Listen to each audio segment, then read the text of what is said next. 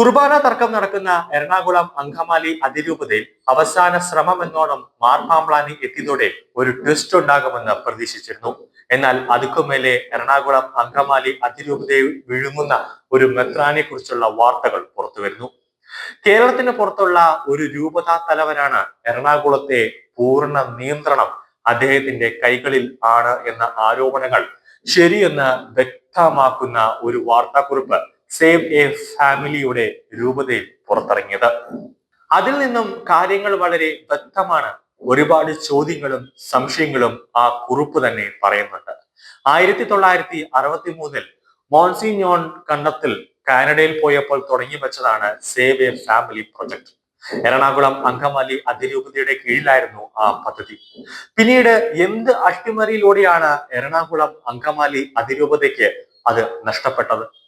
ഇപ്പോൾ ട്രസ്റ്റ് ആരുടെ നിയന്ത്രണത്തിലാണ്? ഒരു മെത്രാന്റെ പേരിലേക്ക് സ്വകാര്യ ട്രസ്റ്റാക്കി അതിരൂപതയുടെ സ്ഥാപനവും സ്വത്തുക്കളും കൈമാറ്റം ചെയ്യാൻ ഏത് നേതൃത്വമാണ് അനുവാദം കൊടുത്തത്? വിവാദ മെത്രാൻ എറണാകുളത്ത് ഉണ്ടായിരുന്നപ്പോൾ അതിരൂപതയിൽ കൃത്യമായി ഉപജാപക സംഗമമുണ്ടാക്കി അതിരൂപത നിയന്ത്രണം അത് പിടിയിലൊതുക്കി. അതിന് കൂട്ടുനിന്ന് രൂപതയെ വഞ്ചിച്ചവർ ആരൊക്കെയാണ്?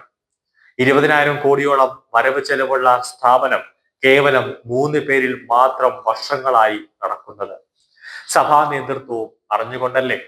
അതിരൂപതയിലെ തന്നെ ഒരു വൈദികനെ വർഷങ്ങളായി ഒരു സ്വകാര്യ ട്രസ്റ്റ് നടത്തിപ്പിന് വിട്ടു നൽകുന്നത് സഭയുടെ കൂടി അനുവാദത്തോടെയാണോ?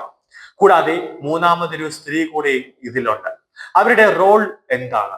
ഈ ട്രസ്റ്റ് വഴി 35 രൂപതകളിലേക്ക് ചെറിയ രീതിയിൽ ഫണ്ടിങ് നടക്കുന്നുണ്ട്.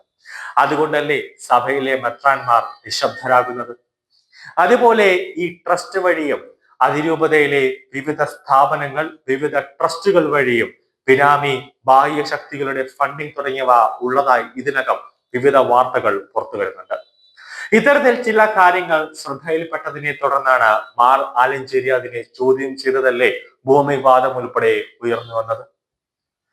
അപ്പോഴെല്ലാം സിനഡ് മൗനം പാലിച്ചു. അവസാനം വ്യാജരേഖ ഉണ്ടാക്കിയ കേസിൽ 2 മെത്രാന്മാർക്ക് ബന്ധമുണ്ടെന്ന് കാണിച്ച് പോലീസ് കേസ് രജിസ്റ്റർ ചെയ്തില്ലേ?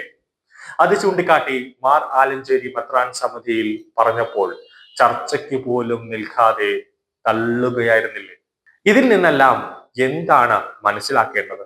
35 രൂപതകളെയും അവരുടെ മെത്രാന്മാരെയും വരുതിയിൽ വരുത്തി സഭയുടെ നാശത്തിന് മാത്രമല്ല നാടിന്റെ നാശത്തിന് കൂട്ടുനിൽക്കുന്നുവെന്നാണ് കഴിഞ്ഞ ദിവസം ഇറങ്ങിയ ഒരു പ്രധാന പത്രവാർത്തയിൽ നിന്നും മനസ്സിലാക്കുന്നത്. വൈകിയെങ്കിലും സഭയെ വിഴുങ്ങുന്ന പെരുമ്പാമ്പിനെ, അതോ സഭയെ തകർക്കുന്ന കാളകൂട സർപ്പത്തെ പൊതുസമൂഹത്തിന് തിരിച്ചറിയാൻ സാധിച്ചു എന്നത് സത്യത്തിന്റെ വിജയമാണ്.